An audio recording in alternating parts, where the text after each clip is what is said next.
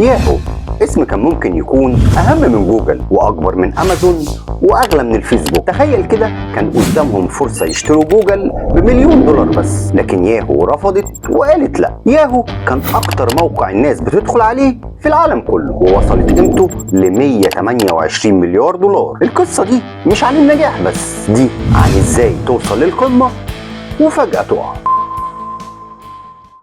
اهلا بيك في قناة هاني ماني، ولو انت جديد في القناة فاحنا هنا بنقدم قصص حقيقية عن الشركات وعالم البيزنس. الانترنت في اوائل التسعينات كان فوضى، محركات البحث ما كانتش فعالة، العالم كان بيتعلم يعني ايه ويب سايت اصلا. بس في وسط العشوائية دي كان في 2 طلبة في جامعة ستانفورد اسمهم جيري وديفيد. الاتنين دول قرروا يعملوا حاجة بسيطة جدا، قائمة بالمواقع اللي بيحبوها ومصنفة على حسب نوع الموقع، مش تطبيق او شركة، لا مجرد قائمة شخصية بأسماء المواقع، وسموها ببساطة دليل جيري وديفيد للويب العالمي. بس اللي حصل بعد كده ما كانش متوقع. القائمة دي انتشرت بسرعة جدا، أصحابهم بعتوها للناس اللي مهتمة بالإنترنت، وهنا الناس بدأت تزورها بالآلاف. وبالصدفة شركة نيتسكيب اللي كانت بتطور متصفح نافيجيتور حطت رابط الدليل ده في صفحتها الرئيسية، وفجأة ملايين من الناس دخلت على موقع جيري وديفيد. وهنا بدأوا يلاحظوا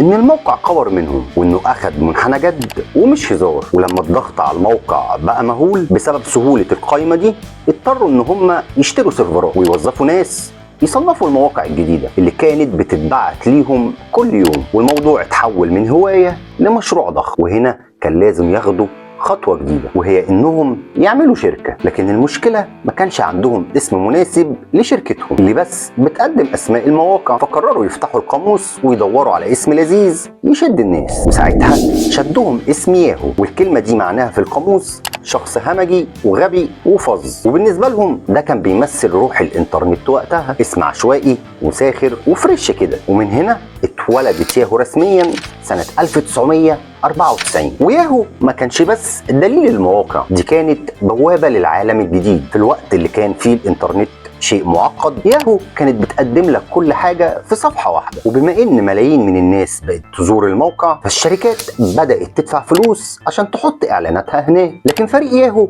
لاحظ حاجة مهمة جدا، لاحظ ان الناس مش بس بتزور الموقع، لا هما بقى عندهم بيانات بتقول الناس بتدور على ايه. وهنا قالوا ليه ما نعملش الخدمات اللي الناس بتدور عليها؟ لو الناس بتحب غرف الدردشة نعمل غرف دردشة، ولو الناس بتحب التسوق نعمل موقع للتسوق، ولو الناس بتحب تقرا عن الرياضة نعمل قسم رياضي. وبدأت شركة ياهو تبني كل حاجة بنفسها، ويوم ورا يوم وخدمة بعد خدمة بقى عندهم نظام غريب لكنه عبقري. النظام ده كان معتمد على ان كل خدمة جديدة بتفتح يبقى ليها فريق كامل، وكل فريق كان بيعتبر شركة صغيرة جوه ياهو، ليه قائد وميزانية وهدف. وفعلا سنة 2000 ياهو بقت تملك اكتر من 400 منتج وخدمة. حرفيا انت تقدر تقعد على الانترنت طول اليوم من غير ما تخرج من ياهو. لكن برغم النجاح الخرافي ده كانوا على وشك ان هم يرتكبوا واحد من اغبى القرارات في تاريخ الانترنت. سنة 1998 2 شباب من جامعة ستانفورد اسمهم ليري وسيرجي عرضوا على ياهو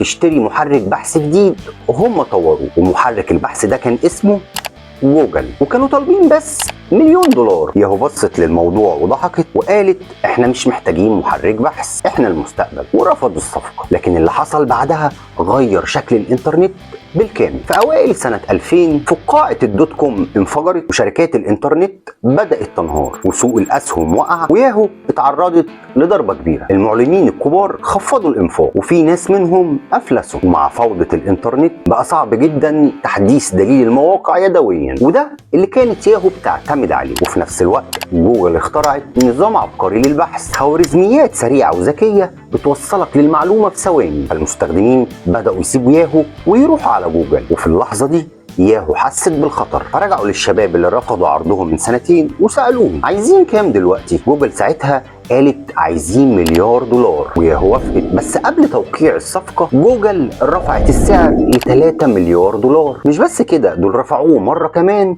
وخلوها 5 مليار، وياهو قالت لا، وخسرت جوجل للأبد. ودي ما كانتش اخر غلطة عملوها. في سنة 2002 ياهو قررت تعمل صفقة مع جوجل، مش تشتريهم لا، انما ترخص منهم محرك البحث عشان يشتغل جوه موقع ياهو. الفكرة ان الناس تدخل على ياهو وتستخدم بحث جوجل من غير ما تسيب الموقع، وفعلا تمت الصفقة، والنتيجة ان الناس حبت بحث جوجل اكتر، وياهو نفسها كانت بتقدم اعلان مجاني جوه موقعها لاكبر منافس ليها اللي هو جوجل. مش بس كده، جوجل بدأت تستخدم الاعلانات الذكية في البحث، يعني الاعلان يطلع حسب الكلمات اللي بتدور عليها، وده اللي كان بيخليها فعالة للمعلنين ومربحة جدا. وفي المقابل اعلانات ياهو كانت بنرات تقليدية وغالية ومش فعالة، وهنا المعلنين بدأوا ينقلوا ميزانيتهم من ياهو لجوجل، وجوجل استخدمت الأرباح دي وعملت صفقات مع شركات تانية، وبقت هي في الصفحة الرئيسية للمتصفح فايرفوكس، وزادت الأرباح وكمان زادت النفوذ. ومن هنا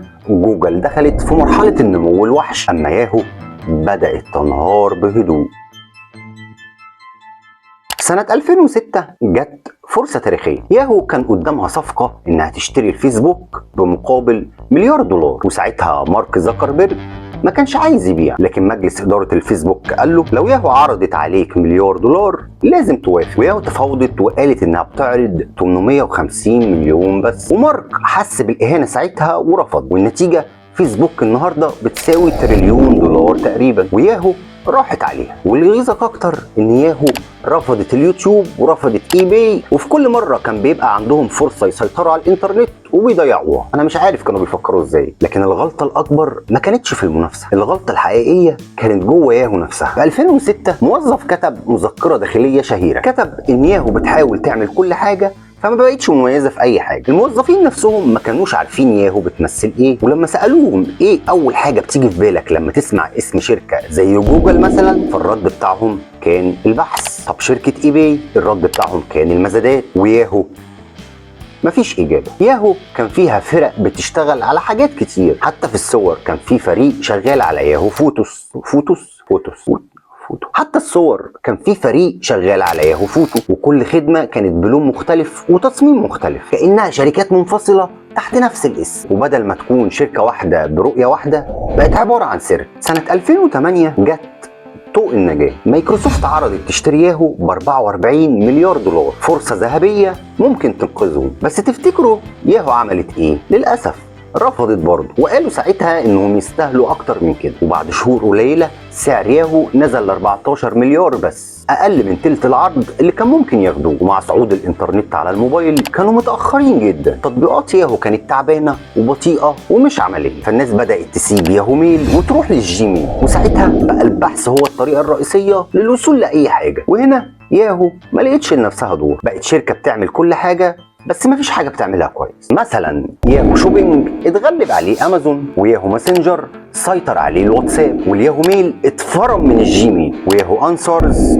اختفى مع وجود كوارا. الكل كان بيركز على مجال معين وابدع فيه، انما ياهو فضلت متشتته وتاهت في الزحمه. في 2017 شركه فايريزون اشترت ياهو ب 4.48 مليار دولار فقط، اقل من عشر السعر اللي مايكروسوفت كانت ممكن تدفعه. وفي 2021 باعتها الشركه من غير ما تعمل بيها اي حاجه. تعالوا بقى نسال سؤال، لسه في ناس بتستخدم ياهو ميل؟ الاجابه اكيد، لان دول ناس عاملين ايميلاتهم من زمان، لكن ياهو كمشروع تقني عظيم اختفى. بس حلقاتنا احنا لسه ما اختفتش. لو عايز تشوف قصه تانية عن رياده الاعمال ممكن تشوف ألان بيك او تشترك في القناه وتستنى الفيديو الجاي. وفي الحالتين شكرا جدا على المشاهده، ويا رب تكون استمتعت. سلام.